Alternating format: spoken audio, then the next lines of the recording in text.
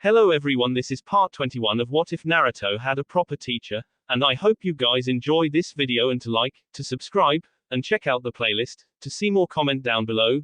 Now let's start the intro. They call me a god. They call me a god. They call me a god. Tenten had collapsed to her knees. Her sensei was gone. She barely heard Tsunade's threat nor did she see the Kumo nin's retreat. He was gone. Yes, he had annoyed her to distraction, but he had been her mentor for almost 4 years. Even when no longer part of his team, he had still invited her to his youthful pre-training workouts. How she wished she had gone to more of them now. Neji struggled to maintain the stoic Hyuga composure. Neji had often thought his sensei was a fool, a dreamer, a man who spent his time and effort trying to produce a shinobi out of a talentless boy with no chakra to his name. But Neji's eyes had begun to see far more.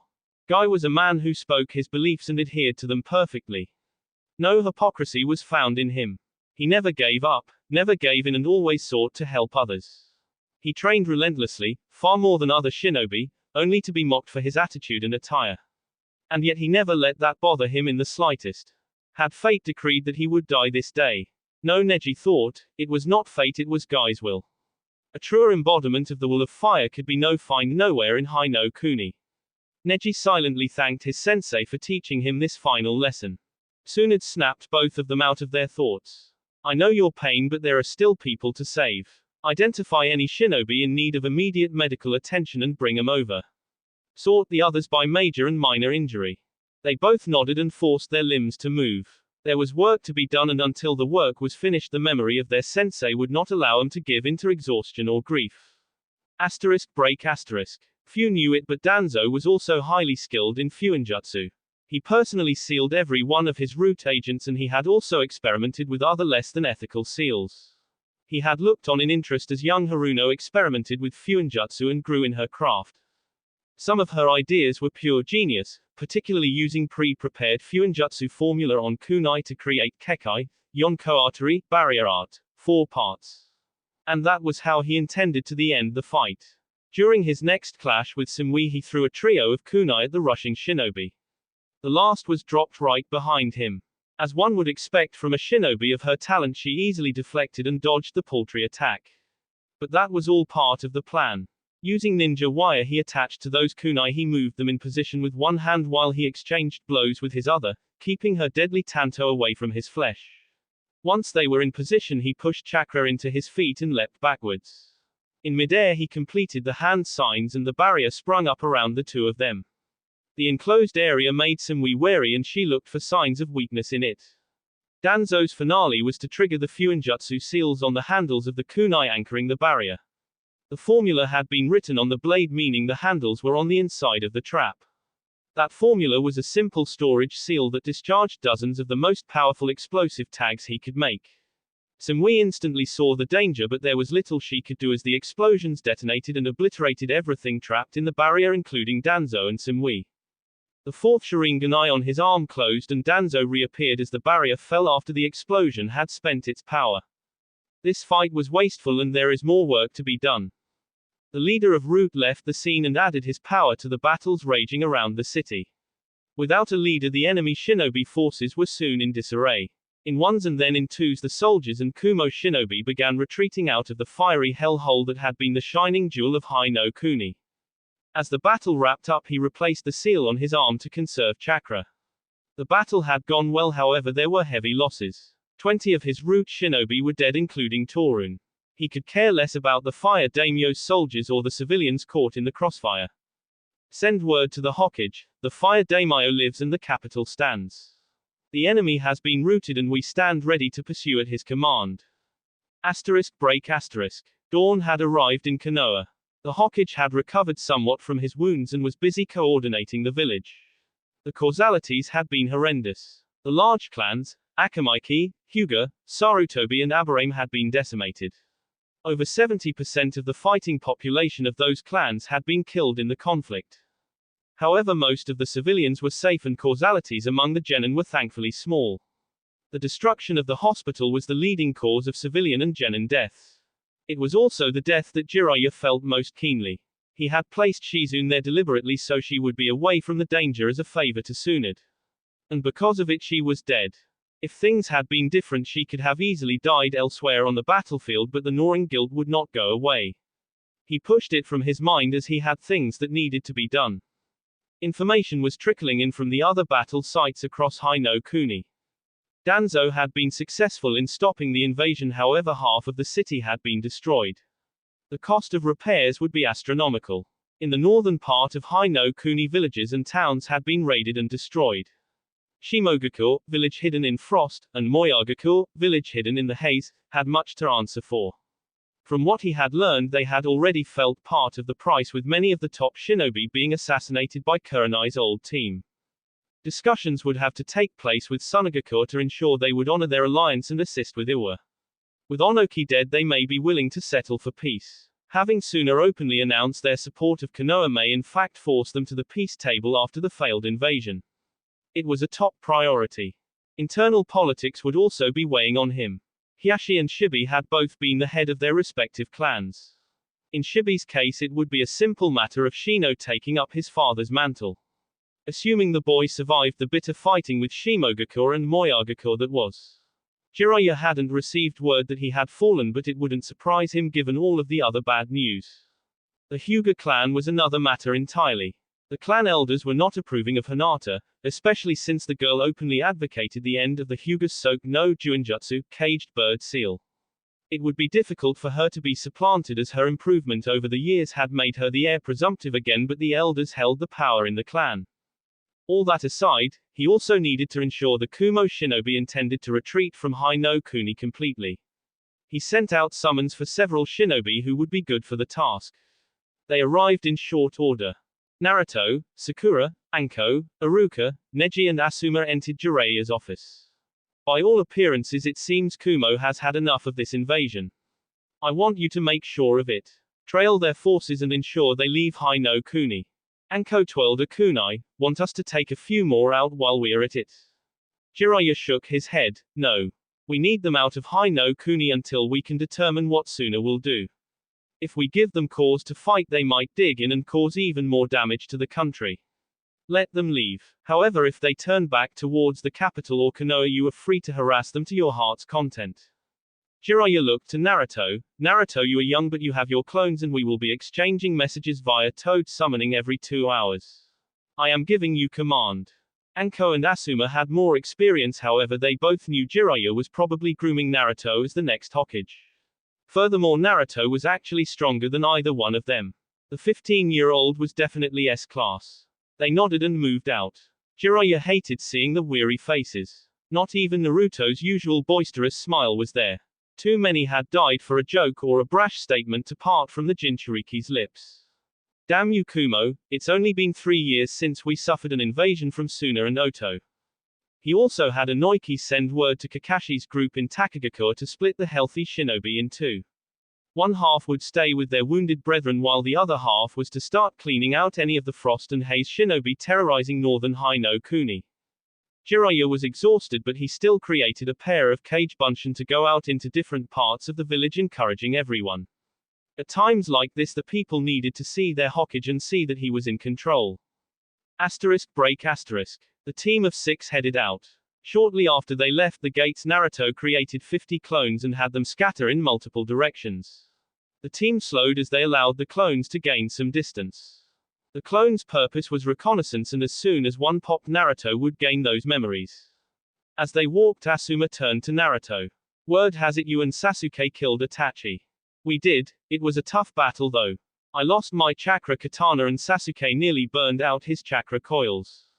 Asuma flicked away his cigarette. Your team seems to be real good at killing Akatsuki, Hiden, Kakazu and now Itachi. Remind me to stick close to you guys so I can get my share. Naruto knew that the chain-smoking Jonin still had a fierce desire to revenge Kurenai. He couldn't blame him really. He had a fire in his belly over what happened to Konoha. He didn't necessarily want to go out killing every Kumo shinobi he came across, but it sure would feel good to pound a few more. I'll mention it to Pervy Sage. Iruka head snapped. Naruto. He's the Hokage. Normally Iruka's lecturing would have produced a chuckle, but now so soon after the battle Naruto just nodded absently. Neji flickered on his Byakugan momentarily to make sure there were no threats that had gotten past the Naruto clones.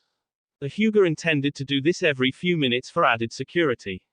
Not that the likelihood existed of 6 Jonin caliber shinobi being caught unawares, but it never hurt to be thorough. Anko, sensing the grim mood, decided to lighten it up. Hey Neji-san, you can use your eyes to see through trees and buildings, right? Hi. My eyes see all. Anko put on a troubled expression. What do you mean by all? Do you mean you can see through clothes as well? Neji stumbled. The Byakugan could see through clothing. For obvious reasons, this information wasn't widely spread. Asuma's cigarette dropped from his mouth as he thought through the implications. Sakura blushed and Iruka looked angry. I would, never, I mean, why did you bring this up?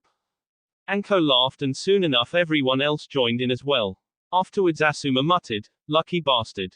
Watching a Hyuga lose his poise was always good for a laugh, and the somber mood did lighten up a bit. Naruto received his first report from the clones. Nothing yet. Looks like Kumo really is running. Naruto made a few more clones to make sure there were no gaps in the wide net he was spreading and settled in for a long day. Break. Kakashi had received the Hokage's message. It had orders and news. Guy was dead. Death was no stranger to Kakashi, his father, his teammates, his sensei, and now one of his oldest friends. All had been taken by the grave.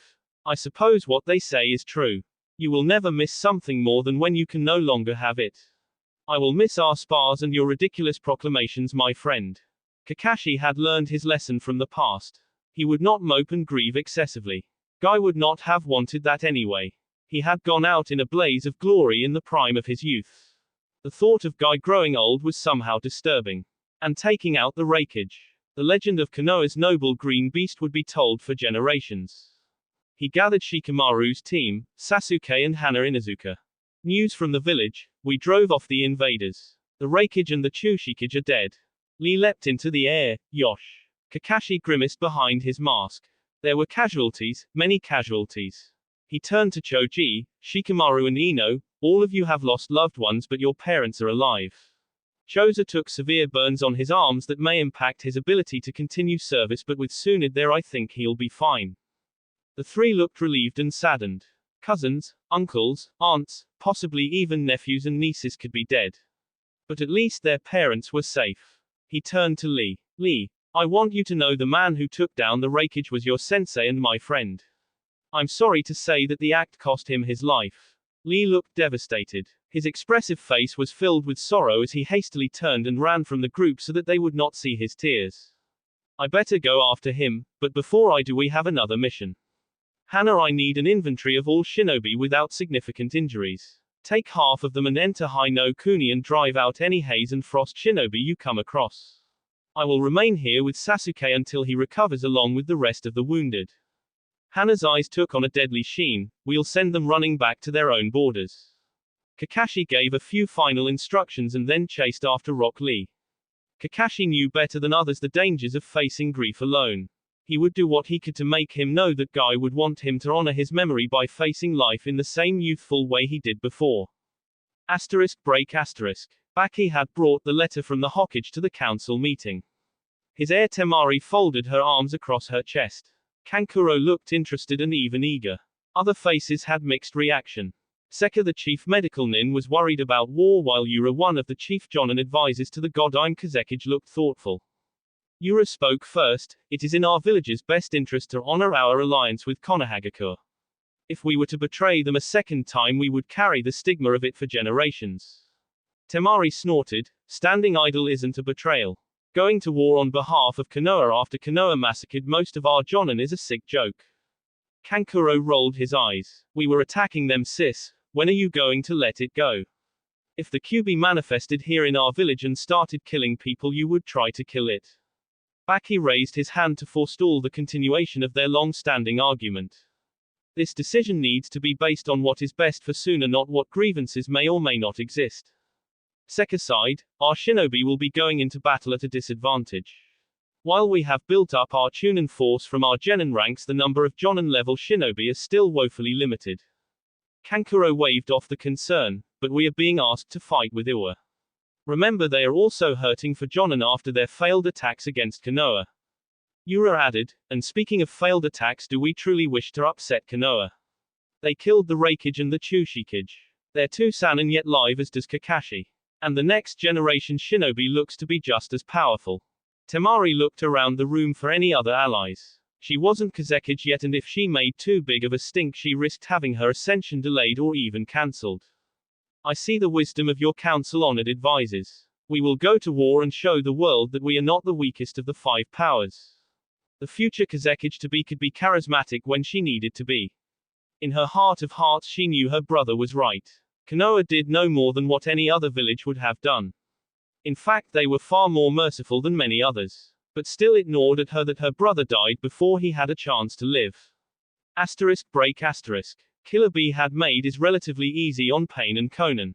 He knew through Sasori's excellent spy network that the Raikage had made the Jinchuriki responsible for the defense of Kumogakur. That combined with the man's brashness meant there was little need to attack the entire village.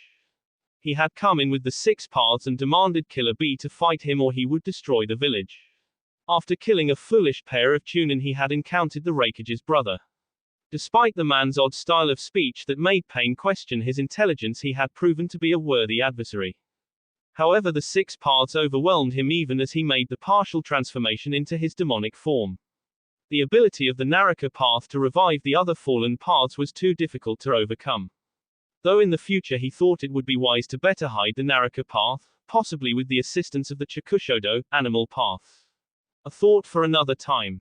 To their credit, the Kumo shinobi tried to stop Pain from taking the defeated champion, but the best weren't at the village and it was a pitiful slaughter. After scores of shinobi piled up around Pain, the rest could only cower back from his power. A god had come to Kumo that day and he couldn't be denied. One step closer to bringing about true peace. Break. Several days had passed since the invasion.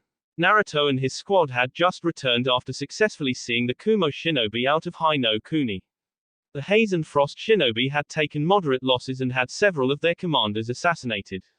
Once they heard of Kumo's failure, they swiftly turned tail and ran alongside with them.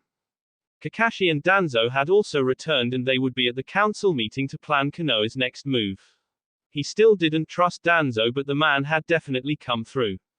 The Fire Daimyo was upset about the damage to his city, but considering only 40 shinobi had turned away over 20 times their number, he wouldn't complain too much. Jiraiya had received good news from Baki. He would support the Leaf and begin raiding into Iwa territory. The issue of what to do with Kumo would be the next major decision. Though they had killed many of the attacking shinobi, Kumo still outnumbered the Konoha forces. With the Raikage and Darui dead, the Leaf held the advantage in S-rank Nin. Only Killer Bee remained where once they had 4. As a master spy, he knew that not all of the most powerful shinobi were known to the wider elemental nations, so caution was still warranted. He was concerned about Tsunade. After learning about Shizune, she had grown very quiet and buried herself in work.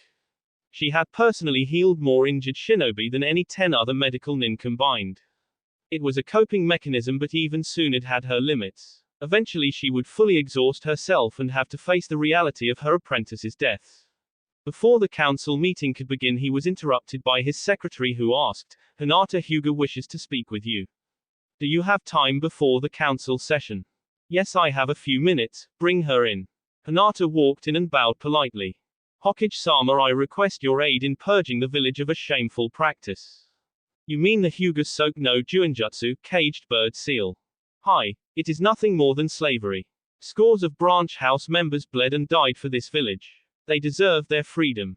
Jiraiya was sympathetic, but the situation was complicated. There were reasons for the caged bird seal. The first was that it protected the Byakugan. If the eyes could be taken and transplanted after death, other villages would gain their powerful abilities. The second issue was the large size of the branch family. Even with most of their fighters dead, the non-combatants and the children represented scores of shinobi. If even one decided to leave Konoha, the Byakugan could be spread to other villages. And finally, the clans of Konoha had come to expect internal autonomy. It could sour relations with the Hyuga and their allies in the courts of the Fire Daimyo, to say nothing of the village itself. Actually, it isn't that complicated at all. Hinata, you are absolutely right. I am the Hokage and the living embodiment of the Will of Fire, something the branch members of your house have demonstrated in abundance. Hinata blinked in surprise. She had expected a discussion. Or perhaps a vague promise to look into the matter once the war had been settled. Hokage-sama, you catch me off guard. I had expected resistance to the idea. Jiraiya grinned. You know I can't resist a pretty face. Bah. A year or two ago she would have been blushing and stuttering. Damn you Kakashi for taking the fun out of life sometimes. Hinata looked at the godime levelly. There are two things I need from you. The first is a way to undo the seal. It is not enough to prevent its use on future generations. Those afflicted by it must be saved. Secondly, I have spoken with the elders and they are going to select another to be the clan head.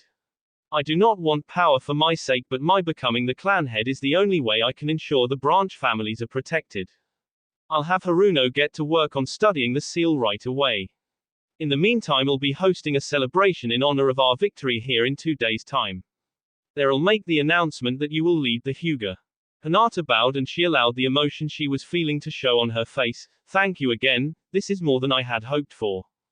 Hinata left and Jiraiya entered the council chambers. Present were Naruto Namikaze, Sasuke Uchiha, Asuma Sarutobi, Inoki Yamanaka, Shikaku Nara, Kakashi Hitaki, a clan elder from the Hyuga, Danzo Shimura, Shino Aburame, Hana Inazuka, Tsunade Senju, Chozo Akamaiki, Yakumo Kurama and Koharu Utatane. Trailing behind Jiraiya were two Anbu. We welcome Shino Aburame as the newest clan leader. Jiraiya spoke first. The clan leaders nodded their heads. They would miss Shibi's rare but always insightful input. But by all accounts Shino would not be much different than his respected father. Thank you, our clan has suffered but remains ready to defend the village. The godime spoke with authority. This is the War Council of Konoha. I bring news that the Kazekage has agreed to adhere to the alliance and will begin harrying Iwagakure. That was good news for everyone. We have driven back the invaders but the price is high. The city of the Fire Daimyo is in ruins. Our own village has taken damage and other towns have been completely destroyed. Kumogakure, Iwagakure, Shimogakure and Moyagakure have declared war on Hai no Kuni. Now we decide how we will strike back. Silence greeted the Hokage's pronouncement and Danzo filled it. The lesser villages are inconsequential. Kumogakure remains a threat, crush it and their alliance falls apart. The Nara clan head stroked his chin. We are still outnumbered and they will be on their own home territory. We cannot leave Hai no Kuni undefended against other attacks. They have more bodies to throw at us but all they have is one lone Jinchuriki to do battle against Team Kakashi. That team will obliterate him and carve a bloody path through all that are in the way, Danzo countered. Kakashi gave him an eye smile. That's assuming I agree with your plan, Shimura-san. Koharu turned to face him and asked, what do you propose? Hitaki paused, allowing all of the attention to gather on him. Striking into the heart of Kaminari no Kuni, land of lightning, outnumbered and on disadvantageous terrain is too risky. We also don't know if Kirigakure will decide to make a move. Our trade alliance has helped both of our nations but they aren't known as the Bloody Mist for nothing. Asuma tapped his fingers on the wooden table. Still haven't heard your plan, Kakashi. We annihilate Moyagakure, raid its coffers and destroy it utterly as a shinobi village. We execute any adult shinobi from the village and recruit any of the children that we think won't betray us. He glanced at Inoki, with Inoki's help of course. Those that don't pass his screening can be exiled. The council reactions were mixed. Naruto's brow furrowed. Sasuke, Shino and Nara were impassive. Danzo hid a smile and Chozo looked unsettled. Yakumo and Tsunade looked appalled. Hana's face flickered through a mix of emotions while Inoki pursed his lips. Tsunade rose up angrily. You bloody butcher. Attacking their village is part of war but to execute every adult shinobi. That goes too far. My goal is to save lives at minimal cost to Konoha. Consider the ramifications of what this would do. Shikaku made a humming sound and nodded. Yes, I see. After we annihilate Moyagakure we can threaten Shimogakure. Since Shimogakure is between Konoha and Kumo, our enemy would have to move shinobi out of their lands to protect their ally. If Kumo does this we can attack without having to enter Kaminari no Kuni.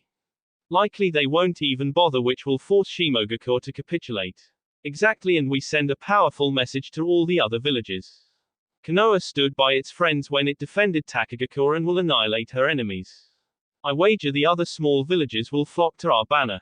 Kasagakure, village hidden in the grass, has had good relations with us for some time now. They will probably be the first, Shino remarked. Kurenai had sacrificed her life to save her students and complete the mission on behalf of Kasagakure. Kasagakure had paid Teammate many a compliment for their unflinching devotion to duty. Tsunade shook her head in disgust. You'll still be executing people who have surrendered. Or shinobi too old to still fight. It is murder, not war. She looked to her former teammate. You can't seriously be thinking about doing this. Jiraiya let out a sigh. Tsunadeheim, the haze and frost have killed more civilians than they have shinobi. This is a form of justice. If the war is prolonged, more will die. The leader of Root cut in. Hokage-sama, why are we event debating this? We are shinobi. The village matters before all. If every single living creature had to die in their pathetic village to make one Konoha shinobi safer, it would be well worth the cost. Ma, let's not get carried away. This isn't the time or the place to discuss your stark view of the world. I've put forth my proposal on the table, as has Danzo. Any other ideas? A few more ideas were tossed out. Choza had thoughts about joining forces with Suna to defeat Iwagakure, while Kumo was selecting a new cage. Asuma suggested going after the Lightning Daimyo personally, and Koharu presented a counter-suggestion of targeting Shimogakure instead of Moyagakure. The council debated the merits of the plan, however when it came down to it, Kakashi held the most influence. Naruto and Sasuke backed his plan, even if Naruto had some personal qualms about the wholesale annihilation of an entire village. Shino had a great deal of personal respect for Kakashi, and the Inoshika-cho trio saw the wisdom in his plan. Tsunade wasn't happy at all. I will have no part in this, Jiraiya. If you ask me to go on this mission, I'm done with the leaf. Jiraiya shook his head. No, the task will be given to others. With the hospital destroyed, we need you to ramp up training of medical techniques and oversee some difficult cases. Danzo wasn't thrilled with again not getting his way, but he respected Kakashi's plan. Hatake had proven himself to be an able tactician who knew how to make hard choices. It might have sent a stronger message to kill all the non-combatants in Moyagakure, but even Danzo understood reputation mattered in some arenas. The War Council had been convened and action would be taking place. Now all that remained was determining who would go. Asuma, you will have command. Take Shikamaru's team, Neji, Anko and 100 Chunin. Leave tomorrow at dawn. Asuma wasn't thrilled with the job, but it had to be done. And it would be good to work with Shikamaru again. Jiraiya continued with the agenda, moving on to some internal issues. We'll be having a ceremony for those lost tonight. We will grieve, but 2 days from now we will celebrate our victory that the sacrifice of so many has gained us. They discussed some of the logistics of this before moving on. The last item for today has to do with Sasuke Uchiha. Sasuke was embarrassed, but like a true shinobi that was trained underneath Kakashi's wing, he showed none of it to the assembled clan leaders. My clan must grow. I am the last Uchiha, and one wife will not be enough to ensure the Sharingan remains a source of strength for Konoha. If any of you and your clans have daughters who wish to bear my children, I will entertain proposals. The return of the Sharingan would mean a great deal to the power of the village, and many of the clan heads considered the matter. While most didn't have daughters of their own, they had cousins and nieces who would be good matches, and with the Uchiha's reputation there would be several volunteers. Jiraiya concluded the meeting. That's it for today. Team Kakashi and Tsunade, please stay. The rest of the clan heads filed out while Naruto, Tsunade and Sasuke remained seated. Jiraiya noticed the young Aburame heir had left one of his bugs, but he didn't mind him learning what he said next. Part of the reason I wanted you all to stay in the village is to figure out what you are going to do with Itachi's eyes. What do you mean, what are we going to with Itachi's eyes? Tsunade asked, slightly confused. The last Uchiha replied, Itachi didn't kill me when I was younger so I could advance my eyes. Once my eyes were sufficiently advanced, he believed taking them from me would increase his power. Tsunade grimaced in disgust. If my brother thought it would gain him more power, he was probably right. Jiraiya added, there are a number of abilities Itachi possessed that if Sasuke could replicate them by taking his eyes, he would be a much stronger shinobi. And you want me as the village's chief medical nin to oversee the operation and ensure there are no side effects? Kakashi nodded. Precisely. We know Sharingan transplants can work since I have Obito's eye. A true Uchiha should have no problems accepting the eye. Since they are brothers, it should be even easier. And what do we do with Sasuke's eyes? Sasuke shrugged. For now, keep them sealed in a high-level stasis seal. If by using Itachi's powers my eyes also begin to weaken like Kakashi's eye, then I have backups. When do you want to start? Tsunade asked. Kakashi answered, as soon as possible. My team will need to be at its peak to end this war. We can complete the transplant as early as today then. Tsunade was grateful to have another project to work on to take her mind off of Shizune. Jiraiya ended the meeting by saying, 2 days from now I am going to seat Hinata as head of her clan against the wishes of the elders. I want a strong show of support to cow the Hyuga main branch. Tsunade smiled, finally something I can agree with. Those hidebound bastards are little better than slavers. Hinata will do some real good as their head of clan. The lengthy meeting was over and Jiraiya needed to talk to Sakura about the new project he was going to be giving her. He hoped she would be up to the task because Kami knew he didn't have the time for it. Sakura was thrilled with her new project. Not only did the Hokage trust her with an important undertaking, but it was also one that could help dozens of Konoha shinobi who had been marred with the seal of slavery simply due to who their parents were. Ko Hyuga was a member of the branch family who had been asked by Hinata personally to help Sakura experiment on the seal. Ko realized what Hinata was trying to do and had thanked her profusely but had warned her about the ramifications of her actions. Ko had done his duty with the advice but would be glad to see the hated seal disappear. He knew there would be dangers. The caged bird seal had never been broken. Fascinating, Sakura said. Ko couldn't help but be curious. What do you mean? The seal is not just on the surface of the skin or attached to the eyes themselves. It is actually embedded deeply in your chakra network. That's a bad thing, right? Oh yes. It will make things very difficult. There are multiple fail-safes on the seal itself that make tampering with it unadvisable. Ko's expression fell. It had been too much to hope for anyway. If the seal could be easily defeated, it would have served no purpose in protecting the Byakugan. Sakura clicked her tongue when she saw his expression. None of that now, it's our very first day and whatever I think of I'll run by the Hokage himself. He's probably the top Fuinjutsu expert in the world at this point. Ko lay there silently as the pink-haired teenager made several notes. That might work. Nope, they thought of that too. After a while Sakura said, all right Ko, you can go now. I've copied the formula on the seal. This is going to take some time, but I promise you I'll do my best to get this off of you and the rest of the branch family.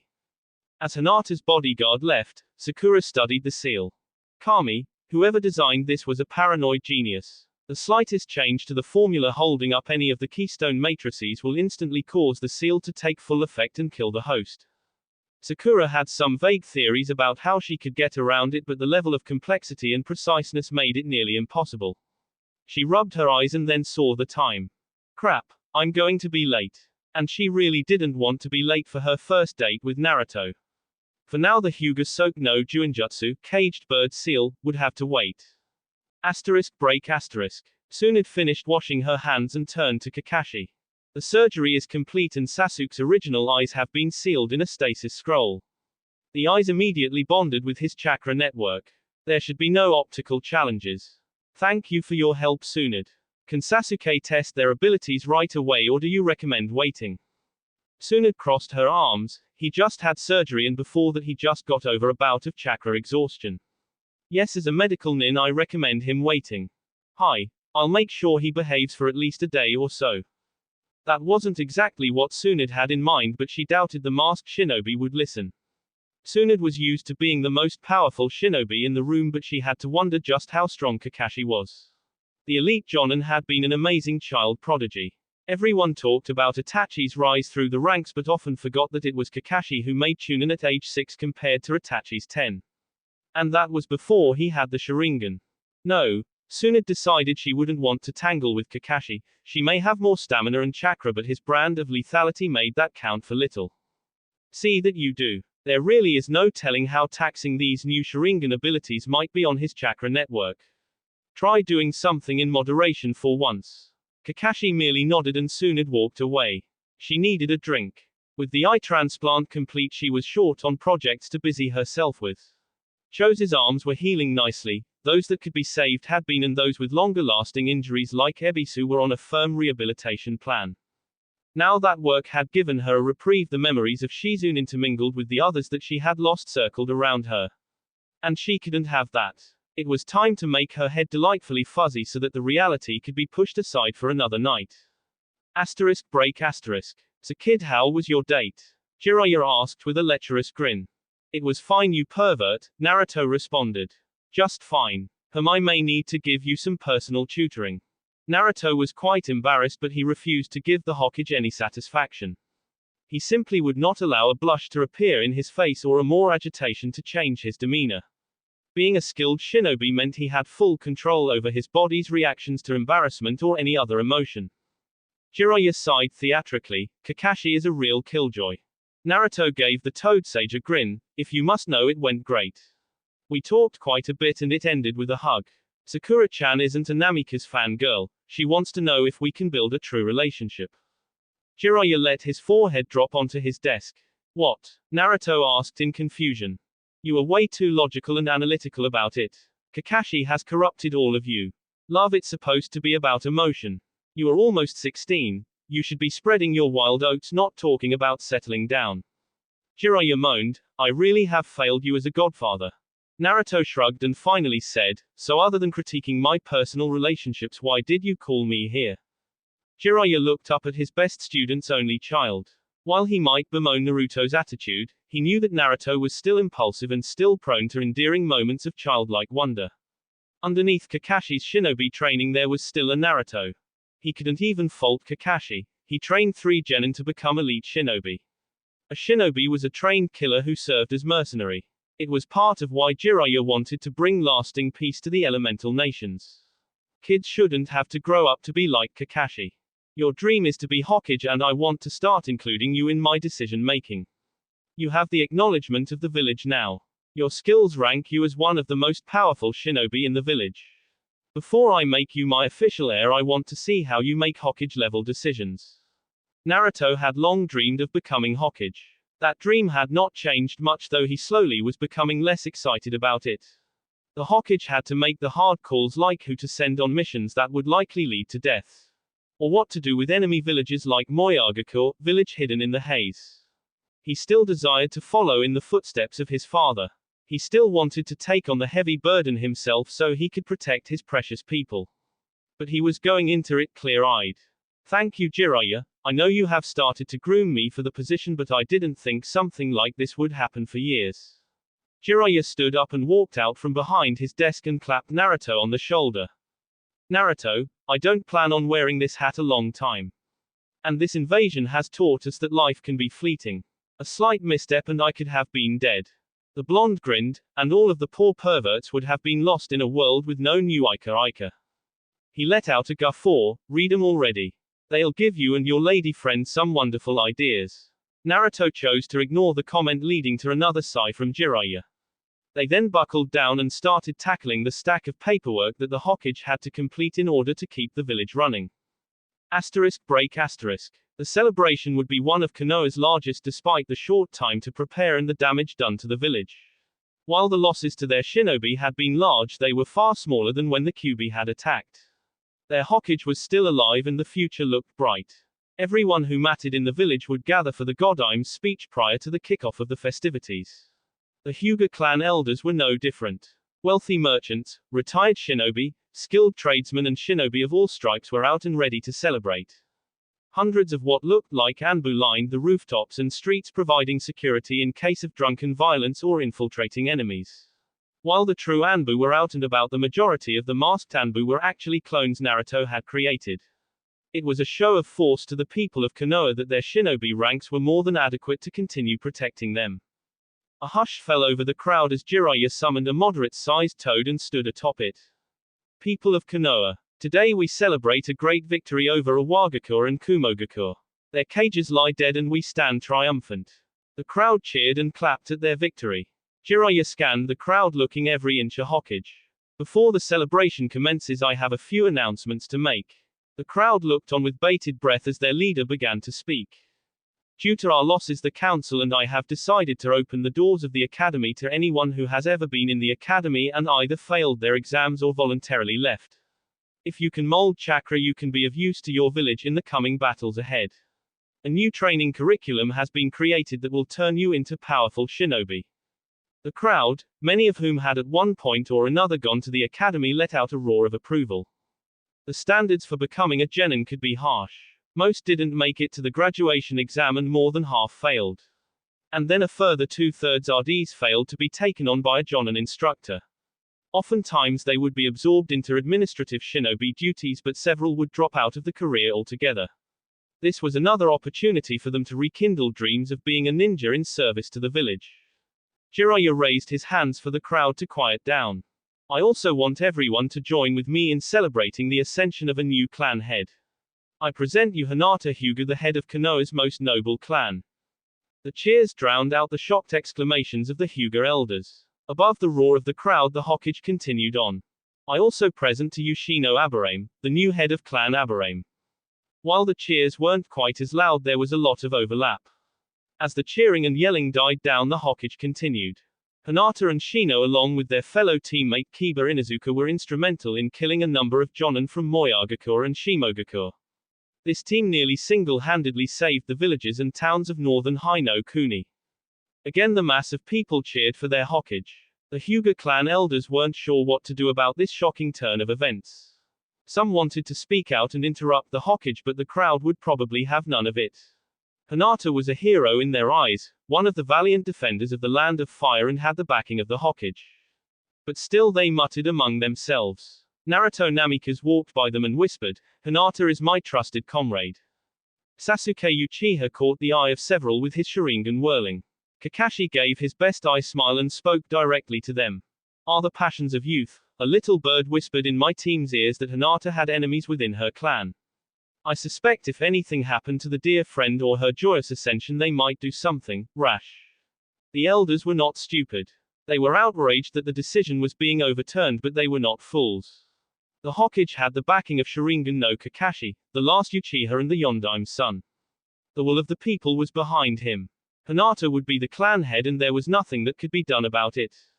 Suna grinned at the sight of the stiff-backed Hyuga leaving the celebration to return to their clan compound.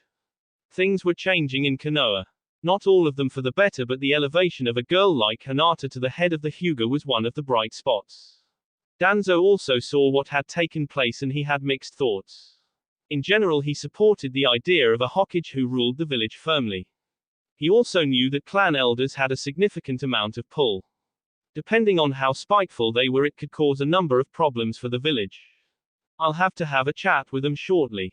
Perhaps their anger can be directed appropriately. As schemers schemed and the village celebrated, Naruto and Sakura shared their first kiss under the exploding fireworks. *break*. Asuma finished his cigarette and flicked it away. The battle had been a brief but bloody affair. The Haze Shinobi had not expected such a powerful attack. After the disastrous invasion of Hino Kuni that left several of their Jonin dead, they didn't have anyone who could stand up to the likes of Asuma, Neji or Anko. Even their prize poisonous gases were at a disadvantage, with a futon specialist leading the attack. Shikamaru had helped lay the planning, but if Asuma was honest, he knew that hadn't even been necessary. Raw skill and talent were hard to overcome even if they had planned poorly. After the initial slaughter, the village had quickly surrendered. It was then that Asuma had to do the hard part. The shinobi and all those above the age of 12 that could wield chakra were gathered and were bound and had a chakra-draining seal attached to them. They were marched to the center of the village. Asuma would not let anyone else bloody their hands with the task. He called out to the village as his Hokage had instructed. The price of waging war on Konoha is death. His chakra flared and he quickly used his chakra blades to cut down the hundreds of helpless prisoners. He made the deaths quick and as painless as he could, but even moving at Jonin level speeds, there were a lot of bodies to kill off. The crowd of civilians who had come to watch were screaming for their loved ones, but the Chunin kept them back.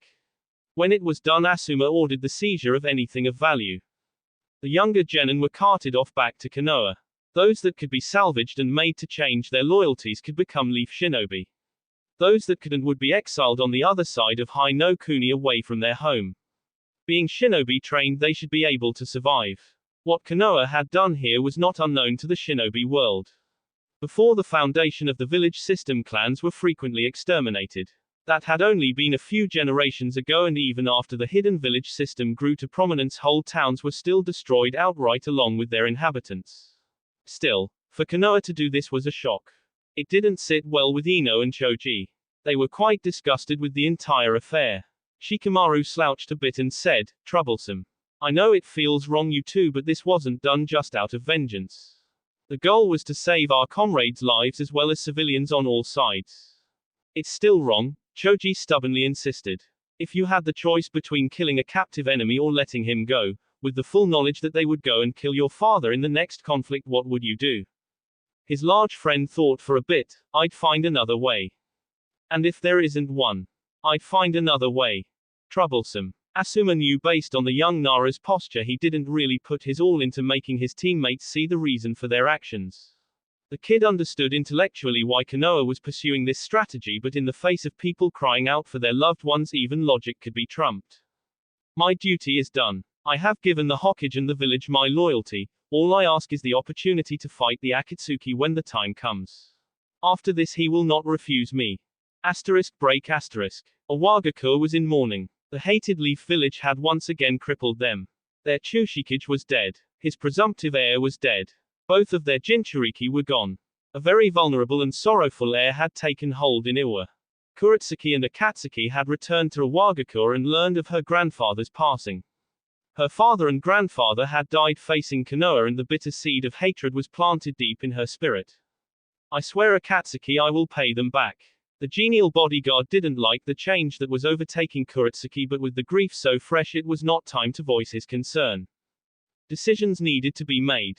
A new Chushikage would have to be selected, and there were no clear front runners. Kitsuki would have been the ideal choice after his father's passing, but Kakashi had ended that idea. And while Kuretsuki had the lineage and was skilled for her age, she was quite young to be ruling over Iwa. But there were not many other choices either. Juro Suzumori had the strength and clout to be the next Chushikage, but his recent failures would weigh against him. Iwa had to make some difficult decisions, and they had to make them soon. Break asterisk. The rain continued its incessant downpour as the powerful figures gathered together. The Akatsuki had convened in Omegakur, village hidden in the rain, the base of operations for Pain. They had successfully captured all of the tailed beasts save two. With Han's death they would not have access to the Gobi for at least another 2 years. And the Kyubi was still out of the grasp. However, the first through fourth tails had been successfully extracted and placed within the statue. The Rokubi, Nanabi and Hachibi had been captured but could not be added out of order. Instead, Sasori had overseen the reinforcement of the seals that kept the Biju contained. He had then destroyed parts of the cerebral cortex responsible for consciousness. With those parts gone, the Jinchuriki were essentially in a coma that not even the slug Sannin could revive them from. Perfectly docile and unable to communicate with the trapped demons, their bodies wound languish in stasis until the Gobi could be captured. I have a new task for you four, Pain intoned as he spoke to Kisame, Deidara, Zetsu and Sasori. Konan was also present, but as always she would be by his side. While we wait for the appropriate timing, you will bolster our numbers with shinobi. They need not be S-rank missing nin like you were. Kisame snorted, then what's the point? Pain fixed him with a harsh stare. Kisame remained quiet under the force of the Rinnegan. Any shinobi ranked at least A or higher in the bingo books can serve a purpose. Go and bring new recruits to our organization. We must wait for the Gobi to return, but we will take the Kyubi much sooner. I will not allow another Jinchuriki's death to delay our plan any further. The four would use Sasori's spy network to contact shinobi who were already missing nin or who were open to the idea of abandoning their village. With their recruitment not being restricted to S-ranked shinobi, there were far more potential candidates. Break asterisk. Yakuta had met the Konoha team that had gone to Kumo for their Chunin exams.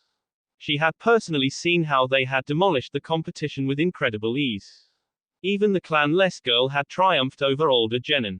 It was one of the main reasons she had argued against Shimogakur, village hidden in frost, siding with Kumo in the war. I bet they wished they had heeded my advice now. Word had reached the village that Moyagakur had been annihilated. Every single shinobi executed. And logic dictated they would be next as they were on the path to Kumo. And while it was vindicating that she had been proven right, she wished it hadn't been for these stakes. Her village was small, but it had been founded only 10 years after Konoha, and it was very likely it could be utterly obliterated by a vengeful Konoha. And then terms had been delivered via messenger bird. Surrender unconditionally or face utter destruction. Along with the surrender were terms: free passage for shinobi across Shimo-no-Kuni, Land of Frost, a massive amount of money to be repaid over 10 years, all of their jutsu scrolls copied, and use of their shinobi to rebuild Hai-no-Kuni.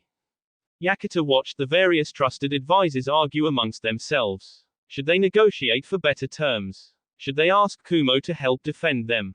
What would they do? She finally had enough. You are fools. You didn't listen to me before, listen to me now. Konoha would have no difficulty wiping us off the map. Kumo is in disarray after suffering a heavy defeat and the haze is no more. The terms are galling and we will be crippled for a generation, but at least we will be alive. It was bitter pill to swallow, but they had no choice. More arguing ensued, but eventually her view won out and the village hidden in frost agreed to all of the conditions. Break. In the light of day, the academy instructors were a bit concerned about opening the doors to all the failed would-be shinobi of the past. Luckily for them, that had also been planned for. They wouldn't have to do a thing. All of the assessments and additional training would be completed by Naruto personally. The instructors were doubtful he could handle that many, but they should have realized that underestimating Kakashi's student wasn't too bright. Over 300 academy and genin dropouts arrived for processing. And they were met by 300 clones of Naruto Namikas. Every single one of them would receive an individual assessment and training from one of the Kage Bunshin. The villagers had long since stopped hating Naruto for being the container of the Kyuubi. He was a Namikas after all and had protected the village from 2 separate invasions. And what was more, Naruto was actually quite good at training. He was taught by the best after all, and many of the candidates blossomed under Naruto's tutelage. Kakashi had suggested the very idea to Jiraiya. Like most of Kakashi's ideas, it served multiple purposes. The first and obvious result was more trained shinobi. While it would take time to get them up to speed, and even then not all of them would qualify for even being a genin, it would start to replenish Konoha's ranks. An unacceptable number had been lost in the invasion of Hai no Kuni. The second benefit would be to round out Naruto's training. The first step to mastery of something was learning it. The next was using it in live combat situations. The final step was to teach it to someone else. The third benefit was having a solid base of support from within the village when it came time for the selection of a new Hokage. While technically Jiraiya could appoint whoever he wanted as his successor, it was always a good idea to make sure that successor had the backing of the majority of the shinobi and the civilians. And while the Kage Bunshin evaluated and trained, the real Naruto was with Kakashi and Sasuke as they tried out Sasuke's new eyes. The first ability he tried out was Susanoo. Unlike Itachi's, his version was a purplish color. It began with a skeletal frame but quickly grew more complete with use. Any pain in the eyes, Sasuke? Kakashi asked his pupil. Sasuke shook his head and the Susanoo moved as he did. Naruto cheered, "That looks so cool." Sasuke couldn't help but grin as well as he formed a blade in the chakra construct's hand and gave a few swishes in the air with it. Kakashi had his Sharingan out and he could see that the amount of chakra used with this technique was considerable. He put his Sharingan away and then indicated they begin the first set of tests. Naruto fired several normal kunai straight at the Susanoo. As predicted, they bounced off. Next he channeled Futon energy into one of his chakra kunai and threw it. This time it pierced the outer layer of the Susanoo but ricocheted away once it struck bone. Now it was time for ninjutsu. Naruto had a number of wind jutsu under his belt and he was going to try them all out on Sasuke and see how tough Sasuke's new eyes really were. That will be it for this video. If you want more, comment down below, like, subscribe. And see you guys later.